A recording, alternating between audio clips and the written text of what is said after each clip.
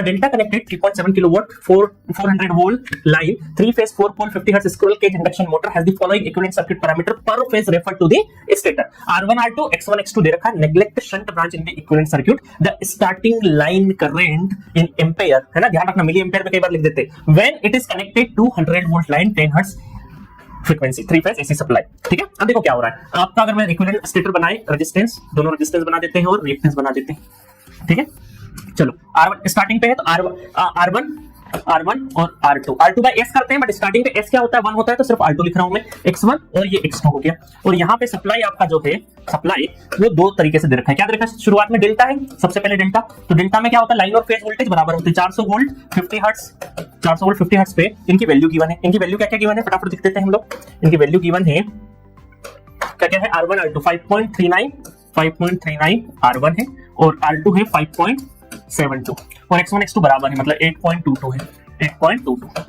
ठीक है, और आपसे क्या बोला जा रहा है नेक्स्ट बोला जा रहा है आपसे कि अगर हम सप्लाई चेंज कर दे, सप्लाई कितना है 100 वोल्ट कर दें और फ्रीक्वेंसी 10 हर्ट्ज कर दें, तो आपका लाइन करंट क्या पूछा है, लाइन करंट कितना होगा ये पूछा है। अब देखो मुझे एक चीज बताओ, ये इक्विवेलेंट सर्किट है, नेटवर्क का क्वेश्चन है, एक पर्टिकुलर वोल्टेज और पर्टिकुलर फ्रीक्वेंसी पे रेजिस्टेंस और रिएक्टेंस लगा हुआ है और आपको सारी वैल्यू पता है, और फिर आपको बोला है वोल्टेज चेंज कर रहे हो, फ्रीक्वेंसी चेंज कर रहे हैं, तब आपका करंट क्या होगा। तो आप मुझे बताओ कि यहाँ पे सप्लाई और फ्रीक्वेंसी चेंज करने से हमारे सर्किट में इंपैक्ट पड़ेगा क्या, देख लेते हैं। वोल्टेज से कुछ चेंजेस आएगा, वोल्टेज में इन इक्विवेलेंट पैरामीटर पे कोई दिक्कत आएगी, नहीं दिक्कत आएगी। बट फ्रीक्वेंसी से रेजिस्टेंस तो independent to the frequency, but reactance क्या होता है omega L, X is proportional to omega, मतलब X is proportional to frequency, F बोल सकते हैं प्रोपोर्शनल रिलेशन। तो इसका मतलब 50 हर्ट्ज पे अगर ये रिएक्टेंस है तो 10 हर्ट्ज पे ये रिएक्टेंस की वैल्यू बदलेगी, है ना।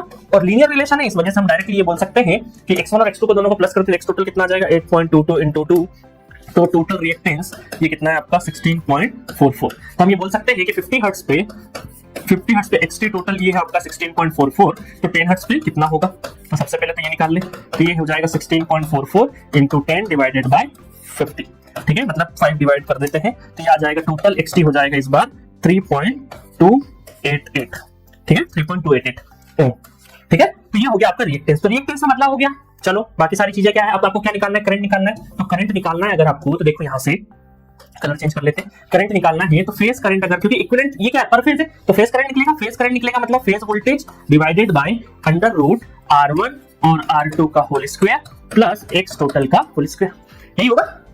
ठीक है, वोल्टेज डिवाइडेड बाय इंपेडेंस, बिल्कुल सिंपल है, नेटवर्क का क्वेश्चन है, इंडक्शन मशीन का क्वेश्चन ही नहीं है ये। ठीक है, फेज। अब डेल्टा कनेक्टेड है, डेल्टा कनेक्टेड मतलब कि डेल्टा में लाइन और फेज क्या होते हैं, बराबर होते हैं, तो ये कितना हो जाएगा 100 डिवाइडेड बाय, और ये दोनों रेजिस्टेंस की वैल्यू रख दो 5.39 5.72 5.39 प्लस 5.72 का होल स्क्वायर।